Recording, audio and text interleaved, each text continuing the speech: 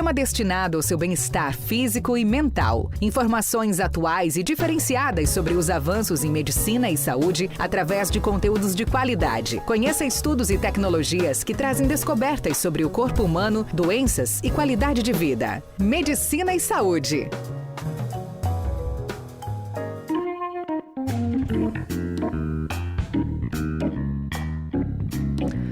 Olá, bom dia, uma excelente manhã de sábado, hoje dia 19 de outubro de 2024, uma manhã linda, temperatura de 19 graus, dia com a temperatura super agradável e a previsão para hoje é de chuvas. Você que está nos acompanhando pelas ondas do rádio 100.9, você que está em nosso portal de notícias e ainda em nossas plataformas digitais, muito obrigada, um bom dia para você, seja muito bem-vindo, porque estamos no ar com mais um Medicina e Saúde. E eu apresentando e também a nossa querida colega de trabalho com a apresentação então da jornalista especialista na área de saúde, Mônica Nasser Dornelles. Mônica, bom dia, mais um Medicina e Saúde, mais um sábado chuvoso na fronteira. Bom dia, com previsão ouvintes. De chuvas. Mas aqui tá quente, né? Que a gente sempre brinca, né? Com muito conteúdo. Clau, bom dia, ouvintes. Bom dia, Clau. Bom dia, Moa. Bom dia, doutor que está aqui. Já posso apresentar o nosso entrevistado especial? Primeiro, ouvintes, é uma medicina especial, porque ontem foi o dia do médico. Então, a gente tem uma dobradinha hoje. E o primeiro entrevistado é o doutor Newton Nadai, ginecologista. Que bom, doutor, especialista em endometriose, em dor crônica, em saúde da mulher. A gente vai falar sobre muita coisa. Bom dia.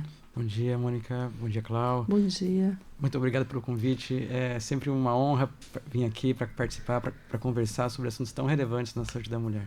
Maravilha. Doutor, já vamos começar então falando sobre a sua trajetória, porque sempre tem... Nós entrevistamos o senhor, né? Eu e a Clau no Bom Dia, foi espetacular aquela vez, mas hoje a gente vai novamente reviver a sua história, né? Vamos contar um pouquinho. Tem alguém da medicina na sua família? Como é que é? O senhor é de Foz do Iguaçu e como é que foi essa entrada na medicina?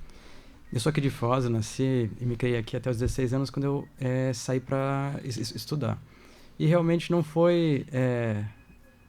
eu não fui daquelas pessoas que desde a adolescência, desde criança, já pensava em ser médico, não foi. Eu tive muita sorte, eu tive o acaso a meu favor, que me ajudou a escolher a profissão que, por um acaso, realmente foi muito acertada. Eu amo realmente o que eu faço.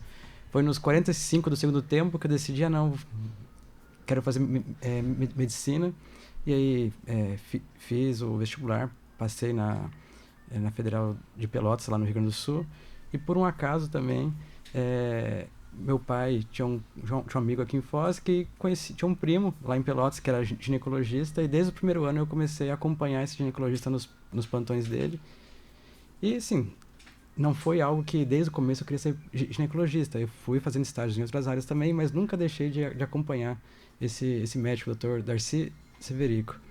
E foi aos poucos, foi me encantando, até que no final, quando eu tinha que decidir qual residência eu vou fazer, falei, vou para ginecologia mesmo. E acabei indo para o mesmo hospital de residência em que esse médico fez, que foi o Hospital Conceição em Porto Alegre, e por um acaso também acabei pedindo transferência para o Rio de Janeiro, por várias situações ali do momento, e que, por um acaso, era um hospital que tinha uma residência em endoscopia ginecológica, que é a área da ginecologia que estuda a parte de cirurgias laparoscópicas e trabalham com endometriose e dor.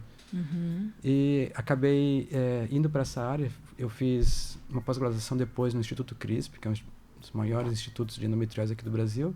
Rio de Janeiro. Lá no Rio de Janeiro. E que depois de 6 meses de pós-graduação, ainda estudante lá, ele me chamou para trabalhar com ele, na equipe dele, de endometriose. Então eu fui sempre auxiliado pelo acaso de encontrar as pessoas certas e de aparecer as oportunidades. Olha só que interessante, que legal, né? E o mais importante que a gente tem que ressaltar para a nossa audiência, porque aqui a gente é ufanista, doutor, que é filho da terra, né, Mônica? Isso para a gente traz uma grande alegria e satisfação em saber, e o doutor, sendo especialista nessa área de endometriose e dor crônica, pélvica e ainda veio para Foz do Iguaçu. Isso deixa a gente cheio de orgulho, porque as pessoas não precisam sair de Foz do Iguaçu para buscar essa especialidade, né? Está aqui no jardim da nossa casa e ainda com um filho da terra. Isso é muito melhor. Mas, doutor, conta pra gente. Ontem era o dia da menopausa, né?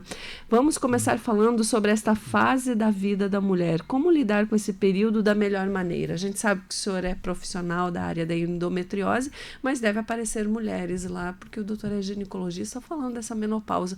Fase difícil. Quem não entrou um dia vai entrar, né? Não tem jeito. Tomara, né? Tem que chegar, tem que viver o suficiente para entrar. Não sei se isso é bom, doutor, mas é bom porque tá vivo, né? Sim. Viva.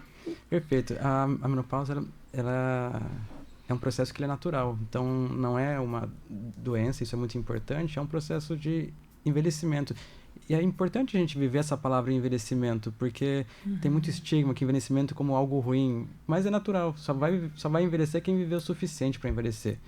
Mas sim, tem vários sintomas, vários impactos na vida e na qualidade de vida dessas mulheres que têm que ser tratados. E você até brincou, eu sei que não é sua área, mas pode aparecer mulher. E realmente, esses dias eu atendi uma paciente de outra cidade, que ela falou, eu vim aqui porque na minha cidade os ginecologistas só pensam ou em atender gestante ou em fazer estética íntima. Eu não conheço ninguém não tem nenhum ginecologista que abraça a gente. Então ela teve que buscar outra cidade para ter esse atendimento. Puxa. E é importante a consulta do ginecologista, para cada mulher ela é diferente. Porque vai depender da idade, dos fatores de risco. Porque a consulta com o ginecologista, quando não tem uma queixa específica, um corrimento, uma dor, ela serve justamente para identificar as doenças precocemente e também para prevenir que elas ocorram. Então, a menopausa é um marco, tanto na vida da mulher, mas também nos cuidados que o médico vai ter com essa mulher. Eu acho que dentro da ginecologia dá para dividir nessas duas partes, né? Da mulher ou do endometriose e também da menopausa, né, doutor? Ou não. Por exemplo, as mulheres procuram, né, com esses dois grandes são problemas, dois temas grandes importantes. fatores, né? E olha, só para complementar, e é muito bacana isso que a Cláudia está falando, quer dizer, é uma busca, a menopausa é um tema muito importante mesmo, né? Você veja, no Brasil tem aproximadamente 29 milhões de mulheres no climatério ou na menopausa. Isso representa 7,9%, doutor, da população feminina do país. É muita coisa. E aqui tem um dado, quero até confirmar se é isso mesmo. Existem 3 fases na menopausa, doutora: a perimenopausa, a menopausa e a pós-menopausa. É isso? Fala um pouquinho para o ouvinte. Perfeito. E a tendência é aumentar o número de mulheres na menopausa. Porque, veja, a nossa pirâmide demográfica tem uma tendência de ficar mais alargada, da população ficar com uma idade mais avançada e ter menos jovens, devido à taxa de natalidade, mortalidade ser cada vez mais tardia, né? Então, sim, a gente vai ter que lidar com essas mulheres e cada vez vão trabalhar por mais tempo. Então, elas vão ter que lidar com os sintomas da menopausa e manter a produtividade, manter a qualidade de vida e poder viajar e poder curtir com esses sintomas. Então, a gente tem que aprender a lidar com essas pacientes. E, sim, o climatério hoje, a tendência é a gente chamar de transição menopausal, né? Que se chamava climatério porque o sintoma mais típico é os calorões. O calorão. Chama dos sintomas vasomotores, que é nessa transição. Então, existe a transição, começa alguns anos antes, né? E alguns anos depois da menopausa. A menopausa é quando a mulher fica um ano inteiro sem menstruar. É um sinal de que o ovário realmente parou de produzir, parou de ovular, parou de produzir alguns hormônios. A pós-menopausa é mais tardio, né? As mulheres param de ter esses sintomas, os vasomotores, mas ocorrem outros problemas, osteoporose, doenças cardiovasculares, outras preocupações que acontecem. Só coisa boa. Doutor, e qual que é a importância da prevenção na menopausa, né, Clau? Por que é importante você prevenir? Você pegar antes de entrar nessa fase, e eu achei que é muito importante também o que o doutor trouxe, quer dizer, não é uma doença, é uma fase, e ela também não termina, ela vai pro resto da vida, é isso? Sim, essa redução desse hormônio vai acompanhar o resto da vida. A partir da menopausa, se você não recupera essa produção hormonal. Então, o cuidado ele começa desde sempre, desde que a mulher nasce. Então, alimentação, atividade física, não fumar, moderação com bebida alcoólica, tudo isso vai ser importante, porque veja, vou falar da saúde óssea. O pico de massa óssea, então o pico de construção de osso na vida da mulher é com 35 anos. Depois ela estabiliza e vai cair. Então, não adianta você esperar vir a menopausa para cuidar do osso. Mas ouço, o que isso vai trazer dor? Não vai doer. O problema não é com 50 anos, quando entrar na menopausa, é com 70. Que ela pode ter uma queda e pode fraturar o osso e não cicatrizar. Aí uma pessoa que era independente acaba virando uma pessoa acamada e destrói a vida dela. Então, esse cuidado é muito antes. É por isso que é importante o ginecologista, a cada etapa da vida da mulher, ter os cuidados específicos. Começar cada vez mais cedo, então. Quer dizer, olha que interessante, desde que nasce, o doutor trouxe aqui, né? Então, você veja a importância, desde que nasce realmente. E está ligado ao estilo de vida, doutor. Inclusive, a gente comentou isso no outro programa. Tudo está ligado ao estilo de vida. Eu, na verdade, até falei uma coisa errada aqui. Eu falei que é desde que nasce, né? Existem estudos que mostram que o impacto da saúde da mãe e do pai durante a concepção impactam a vida da pessoa quando for adulta. Então, na verdade, o cuidado começa antes de nascer. Quando concebeu ali o embriãozinho. Os pais já têm que se cuidar, serem saudáveis para conceber uma pessoa saudável. Ô, doutora, mas a gente vive hoje num mundo muito rápido, de muitas coisas acontecendo. A internet está aí, fala em reposição sim, reposição não. Aí quem é o leigo, o afegão comum que somos nós, né? A gente às vezes fica na dúvida, mas tem muito conteúdo, inclusive de pessoas que não são da área da saúde, são influencers, né? Que por algum motivo pegam essa bandeira e defendem, olha, eu estou fazendo essa harmonização, estou fazendo esse tratamento, essa reposição e tal, e acaba influenciando. Como realmente entender qual é o momento de buscar essa ajuda? Perfeito. Então, é bem importante, eu vou marcar aqui para que a gente vai conversando intuitivamente, mas eu queria marcar uma coisa bem importante. Então, o melhor tratamento é a prevenção, então estilo de vida, mas sim, existe um momento em que sintomas vão ocorrer, e aí que entra a reposição hormonal. Ainda hoje, as sociedades médicas especializadas na menopausa não indicam, por exemplo, a reposição hormonal para prevenção de doença. Pode ser que na frente mude, ainda não muda. Ainda é para alívio de sintomas. Então, a mulher vai buscar ajuda quando ela tiver algum sintoma que esteja incomodando. Que pode ser o mais comum, são sintomas vasomotores, são os calorões, é um calor que é súbito, uma transpiração, a pessoa está dormindo, acorda, tem que se descobrir, depois sente frio, tem que cobrir de novo, no meio do trabalho começa até a manchar a roupa, então é algo muito incômodo que impacta muito, ela perde o sono, ela fica com vergonha por causa da roupa que fica toda suada, tem um impacto muito forte. Então, quando tem alguns sintomas, o ressecamento vaginal, que pode causar dor na relação, sangramento, uma alteração da função urinária também. Quando tiver esses sintomas, tem que buscar ajuda para tratar. Perfeito. E hoje, dentro da ginecologia, a gente está falando de menopausa, vamos falar um pouquinho de endometriose, vamos falar de outubro rosa, mas também o doutor puxou um gancho aí em relação a ginecologistas na parte estética, né? Se fala muito em laser, se fala muito em rejuvenescimento. Isso traz algum impacto na hora da saúde da mulher, doutor, ou é mais parte estética mesmo? Perfeito. Eu não gosto muito da palavra rejuvenescimento, né? Porque o envelhecimento, eu encaro ele como natural. Sim, a gente faz parte, não tem como fugir disso, né? Então, mas sim, são tratamentos, por exemplo, o laser, né? Existem vários tipos de laser. O laser de CO2, o laser de alta potência, que é utilizado para o tal rejuvenescimento íntimo, ele é muito bom para as mulheres da menopausa, mulheres que passaram por tratamento por câncer, que têm limitações de usar hormônios.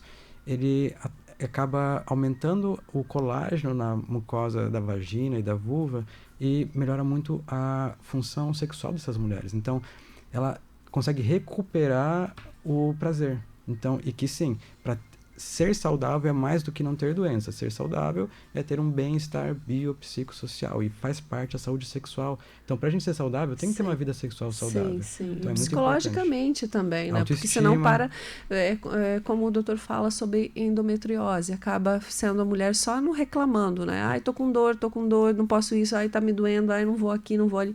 Acaba virando, nossa, que ela só sabe reclamar. E a mesma coisa é sobre isso, né? O laser, então, se veio essa tecnologia e realmente faz toda a diferença, é a hora de procurar um bom profissional só, né, doutor? E até a parte tá acontecendo bastante de ninfoplastia, que é a cirurgia de correção dos pequenos lábios. Confesso que eu sou muito restrito à indicação dessa cirurgia, mas tem casos que realmente tem um impacto muito grande na vida da mulher. Ontem mesmo atendi uma paciente que ela tinha um impacto na autoestima dela, porque toda vez que ela se relacionava, toda vez não, mas ela disse que várias vezes que foi se relacionar com um parceiro, ela tinha os pequenos lábios um pouco maiores. Ela disse que chegou a falar que ela tinha daquele jeito porque ela era promíscua, que ela usava muito, então ia alongando os pequenos lábios. Isso impacto emocional, muito imagina, grande. terrível. Imagina, assim. né, a dor dessa pessoa. Vamos só pontuar a nossa audiência, que nós estamos com o Dr. Newton Dinadai, que é ginecologista e especialista em endometriose e também dor pélvica. crônica. Ele está aqui trazendo trazendo pra gente todas as respostas, conversando com a gente e esclarecendo.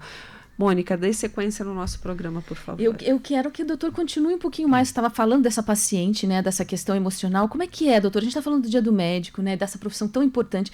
E trabalhar com a mulher e acolhê-la. Deve ser muitas dores que chegam ali, né? E qual que é a importância desse profissional em saber acolher isso? E o senhor falou agora, quer dizer, a saúde ela é muito mais. É uma questão psicossocial, não é questão só física. Como é que é isso, doutor? Fala um pouco mais sobre essa questão.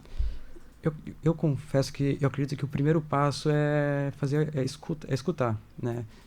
Muitas vezes a gente tenta adiantar o que a pessoa sente, mas o que a gente tem que fazer é só escutar. Porque só quem pode falar da própria dor é quem sente a dor, né? Então, eu geralmente começo a consulta perguntando como que eu posso ajudar, né? E a pessoa fala, às vezes a pessoa chega já atrasada, ou já chega correndo, ou tem vários anos de alguma dor, né? E a pessoa começa a falar e fala sem parar uns 15 minutos. Aí eu respiro assim, suspiro, e ela pensa, desculpa, né? Aí eu, calma, vamos conversar agora. Só para ver se eu entendi. É isso. Faz diferença no tratamento, doutor? Totalmente, né? Você se sentir acolhido é o primeiro passo do tratamento. Tem um estudo até sobre endometriose, que eles compararam mulheres que passaram por centros com certificação de cuidado centrado no paciente, e mulheres que foram atendidas por centros sem essa certificação. E mesmo antes de iniciar o tratamento, as pacientes já melhoraram os sintomas. Então você veja que só o jeito que você acolhe, só de dar informação, só de explicar o que esperar do tratamento, o que esperar da doença, só essa tranquilidade já ajuda a melhorar a dor. Já ajuda muito. Eu sei que a Cláudia vai perguntar mais sobre endometriose, mas antes eu queria só fazer um gancho sobre o que foi falado aqui e perguntar um pouco mais como é que é lidar com o envelhecimento. A gente falou da menopausa, como é que é isso? O senhor falou, não gosto muito da palavra rejuvenescimento, né? Como é que a mulher e o homem também, né? O ser humano pode lidar com essas fases todas que são normais da nossa vida e lidar com esse envelhecimento de uma maneira saudável, né? Eu acredito que o primeiro passo é a gente compreender o que está acontecendo, que é algo natural, mas que a gente não precisa sofrer também, né? Porque é natural que você tem que aguentar no seco o calorão, a dor na relação sexual, a insônia, a depressão que pode acontecer nesse período. Sobrepeso. Então, a gente tem que entender que é natural, mas que a gente tem ferramentas para auxiliar nessa transição. Então, não é natural, deixa acontecer. Não. É natural, não estou passando por algo patológico, não é uma doença, vou buscar ajuda para me ajudar a passar. Uma qualidade de vida melhor. E entender que a vida só está começando, né? É engraçado isso, mas, por exemplo, a avó da minha esposa tem 66 anos. Ela vai em bailinhos de terça a domingo, ela não vai na segunda. Sabe por quê? Por quê? Porque na segunda não tem bailinho. Todos os outros dias ela vai. Ela vai para Céu Azul, ela vai para Hernandares, vai para tudo quanto... 68 anos. É 66. 66. Então um impacto muito, muito positivo na vida, né? Olha com certeza. Só, dança, boa, né? coletividade, enfim. Então você vê, se com 55 anos ela tivesse desistido, poxa, eu tô ficando velha. Com 66 ela tá conhecendo pessoas, ela é viúva, conhece... Super ativa. Sim. Então, a vida só está começando. Perfeito. Olha só, doutora, a endometriose afeta não só a saúde física, mas também a mental. Quais as abordagens multidisciplinares mais recomendadas em 2024 para lidar com os aspectos psicológicos e emocionais da doença? No outro dia que o senhor esteve aqui, a gente falou exatamente sobre isso e ainda dessa equipe multidisciplinar que vocês estão montando. Conta para a gente um pouco mais para a nossa audiência entender o que significa isso. Perfeito. Quando a gente fala multidisciplinar, eu até dei uma palestra recente em uma faculdade aqui sobre isso. A gente fala multidisciplinar para simplificar. Na verdade, o cuidado tem que ser até mais do que multidisciplinar. Ele tem que ser inter ou transdisciplinar. São diferenças conceituais, mas que os profissionais, não adianta só encaminhar para outro colega, você tem que ir no nutricionista e vai, tem que ir no psicólogo, vai. Mas trocar experiência. Esses profissionais têm que conversar e trabalhar juntos para alcançar o resultado do paciente. Mas, por exemplo, existe a dor, quando a gente fala de endometriose, o principal sintoma é a dor, então eu vou falar bastante de dor. Existe a dor, mas além da dor, existe a percepção da dor, existe o modo como a gente lida com a dor, são coisas que são diferentes. Então, por exemplo, as mulheres são mais sensíveis à dor. O senso comum diz o contrário, né? Sim. Mas não, estatisticamente as mulheres são mais sensíveis à dor. Só que elas conseguem lidar melhor com a dor do que com o homem. Então elas, na verdade, são mais fortes. Elas sentem mais dor e mesmo sentindo mais dor, sendo uma dor mais intensa, elas conseguem ir trabalhar, elas conseguem buscar ajuda, os homens não. Então, elas são mais fortes, né? E o atendimento psicológico, principalmente uma linha específica chamada TCC, que é Terapia Cognitivo-Comportamental, ajuda a mulher a lidar melhor, a entender quando ela está sentindo dor, a evitar crises de ansiedade por causa disso, entrar em desespero, entrar em sofrimento. Porque também existe a dor e existe o sofrimento. Então, todo esse apoio vai ser para evitar que a pessoa, além de sentir dor, sinta sofrimento. Porque se for pensar, ir no terapeuta vai aliviar a dor de fato talvez não, mas mude talvez o modo como você percebe a dor e evitar o sofrimento.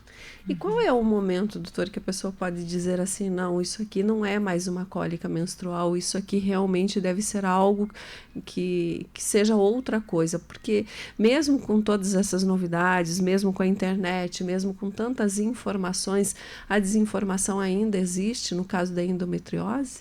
Infelizmente, ainda assim, talvez seja um dos principais motivos do diagnóstico demorar de 7 a 12 anos, né, em média. E a partir do momento que a pessoa se pergunta que será que é normal, já é um sinal de que não é normal, né?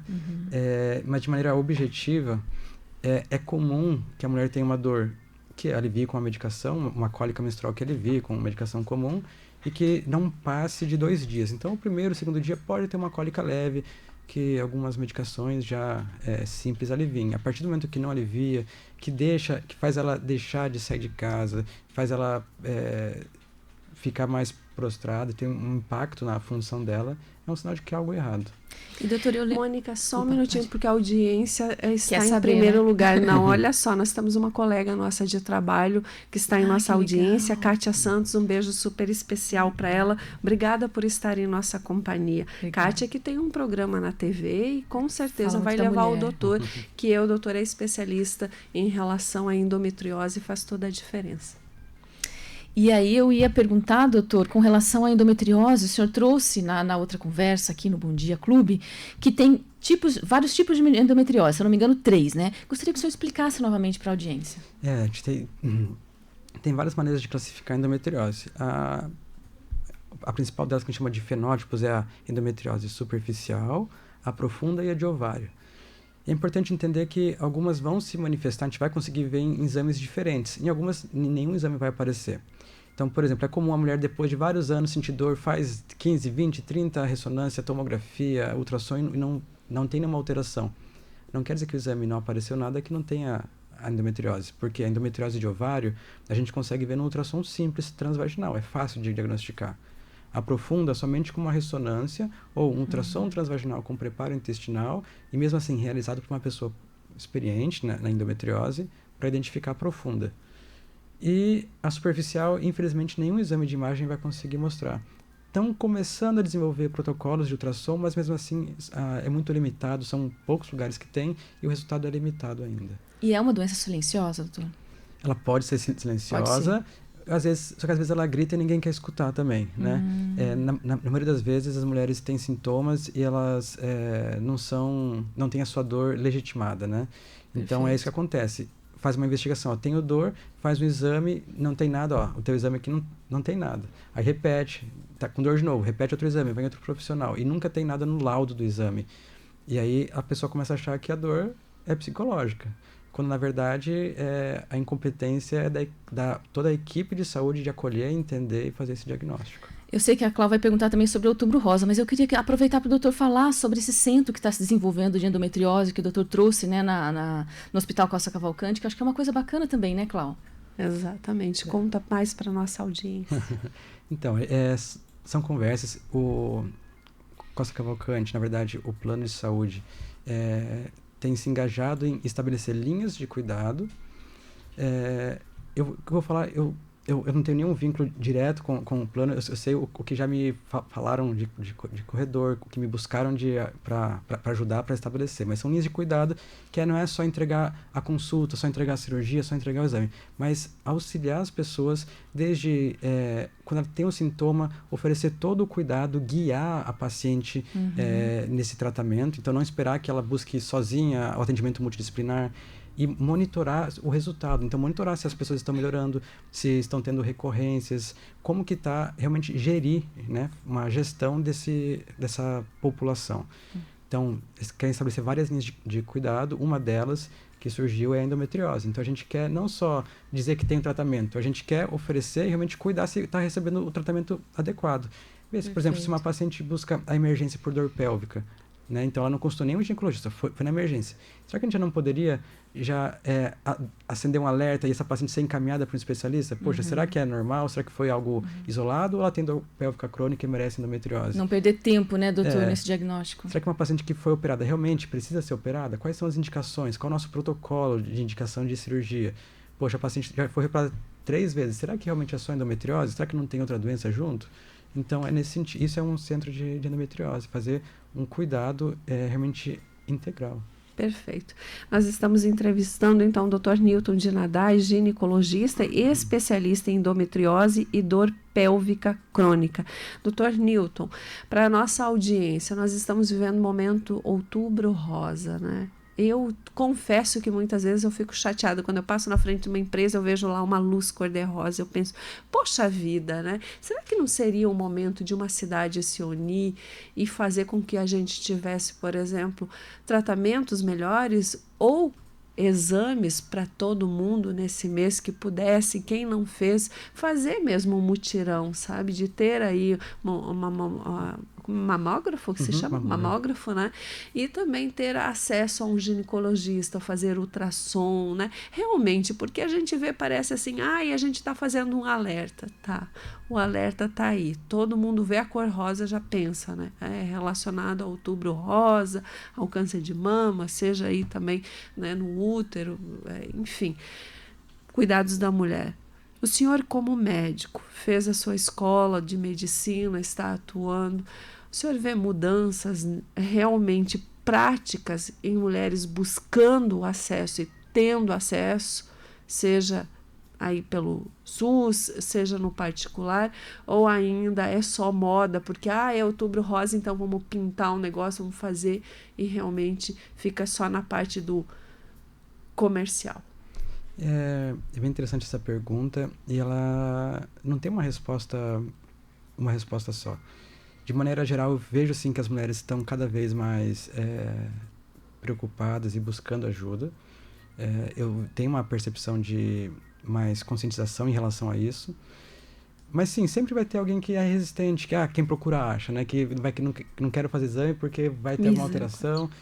Ainda tem esse discurso, mas confesso que cada vez menos. Então, tem uma percepção positiva em relação a isso. As pessoas estão se cuidando mais. Se você andar na rua aqui, você vai ver quantas academias tem aqui na cidade, e todas cheias, então as pessoas estão fazendo mais atividade física, estão se cuidando mais. Claro, ainda temos vários problemas. Por exemplo, se não me engano, eu não lembro se é 25% ou 50% da população feminina metade é sedentária, 51% é sedentária, e isso dado de 2018. E 1/4 tem obesidade. Então, ainda tem muito que a gente trabalhar na prevenção primária, que é evitar de ficar doente, né? Mas sim, tá melhorando. Em relação à quantidade de exames, eu confesso que eu não tenho os dados de cabeça, eu não monitoro isso. Sim. Mas a quantidade de mamografias, sim, sempre tem como melhorar. Mas a quantidade de mamografias realizadas aqui em Foz é um número melhor do que boas cidades aqui do Brasil. A gente está numa posição bem confortável. Eu, inclusive, escutei, tem uma ONG aqui em Foz que é Flor de Lótus. São as mulheres que fazem canoagem lá no Lago de Itaipu. Sim. E eu vi da presidente delas que ela é de Brasília e ela se impressionou quando ela teve câncer de mama, o tratamento que as pessoas recebiam aqui em Foz. que tinham um acesso muito mais facilitado, muito mais rápido, tempo para fazer a cirurgia, acesso à medicação pós-operatória, que ela falou que ela se impressionou positivamente, que nem em Brasília tinha um acesso tão facilitado e um tratamento de tão boa qualidade como aqui em Foz. E recado, doutor, rapidamente, Outubro Rosa, né? Aproveitar esse momento e, como a Clau falou, expandir, que esse Outubro Rosa seja o ano inteiro, né? Que a mulher se cuide. Sim, a gente não consegue cuidar de todas as mulheres em um mês só. Então, sim, isso tem que ser um mês só de conscientização, a gente tem que falar, lembrar, para quem não fez ainda os exames, fazer. Mas, realmente, esse cuidado tem que ser o ano todo, né? A gente tem também o Março Lilás, se não me engano, que é especificamente de câncer de colo do útero. Isso. Na verdade, geralmente quando a gente faz o exame, a gente faz tudo junto, né? Mamografia, o Papa Nicolau, mas a gente tem que estar sempre lembrando as mulheres de que se prevenir, consultar para prevenir a doença é muito importante. Perfeito. Ainda para nós, já acho que caminhando para o encerramento, né? Foi rápido, passou muito rápido. Tem que ser 1 hora, não tem jeito, um pouco mais. Dr. Newton, para quem está nos ouvindo, qual é o momento, qual é a idade certa para... Nós estamos falando de Outubro Rosa, para fazer mamografia. Perfeito. A recomendação da Sociedade Brasileira de Mastologia, eu vou perguntar, eu vou responder de um jeito bem complexo, mas a Sociedade Brasileira de Mastologia recomenda a partir dos 40 anos mamografia. Tá? Por que é complexo? Porque o Ministério da Saúde tem uma visão diferente. Eu vou explicar por quê. Começa aos 50 anos. É uma diferença porque quando a gente fala de Ministério da Saúde, a gente fala de SUS. O SUS não trata a pessoa, ela trata o indivíduo. Então, se o SUS tiver que fazer mamografia a partir dos 40 anos para todo mundo, não vai conseguir fazer mamografia para todo mundo. Então, eles reduzem a população. E isso mostrou que não prejudica, então não reduz a taxa de câncer, você não descobre mais tarde, depois de certa idade o câncer vai se desenvolvendo de uma maneira geralmente mais insidiosa, mais lento. Então, mas tem essas duas recomendações. Eu gosto de explicar isso porque se a mulher for no consultório particular, o médico trata o paciente, não trata a população. Sim. A partir dos 40 anos ele vai pedir. Mas se for no posto de saúde, provavelmente só vai pedir aos 50. E os dois jeitos estão certos. Essa discussão não é... Tem sociedade americana que recomenda aos 40, outras aos 50, não tem uma resposta. Eu acho que para quem está nos ouvindo, se tem familiar que tem, a melhor coisa é procurar antes mesmo, né, doutora? Quem tem histórico familiar, geralmente a gente começa o rastreamento pelo menos 10 anos antes da pessoa que teve o caso. Então, se teve a mãe teve câncer aos 45, vai começar o rastreamento aos 35. Mas a mãe teve câncer aos 70, você não vai começar aos 60, você vai começar aos 40 ou aos 50, conforme a sociedade. Já ouvi muito falar de cunho emocional, que o câncer de mama tem muito envolvimento de cunho emocional. Procede ou é mito?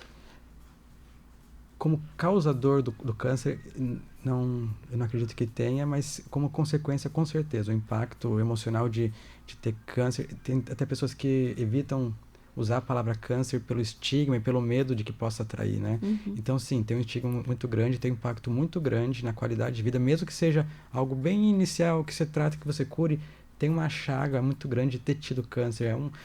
Existe ainda um histórico muito forte de câncer ser uma sentença de morte, a vida acabou. Quando a gente sabe que, quando o diagnóstico é precoce, 95% dos casos de câncer de mama são curáveis. Então, por isso que é importante fazer exames. Se você descobre cedo, a chance de cura é 95%. Perfeito. Obrigada, doutora.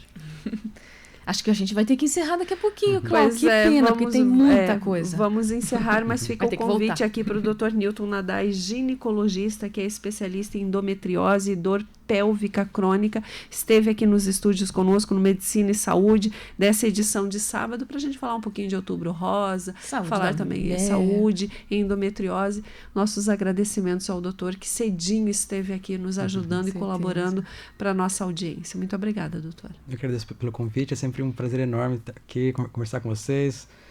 Não tomo cafezinho, mas a água, muito obrigado. Você me toma água. E olha, parabéns mais uma vez pelo Dia do Médico, né, Cláudia? Parabéns, exato. Foi ontem Dia do Médico? Foi ontem Dia do Médico. Então, parabéns, doutor. Obrigada e volte mais vezes para a gente trazer conteúdo de relevância para a nossa audiência. Muito obrigada. Muito obrigado, foi um prazer. Obrigada.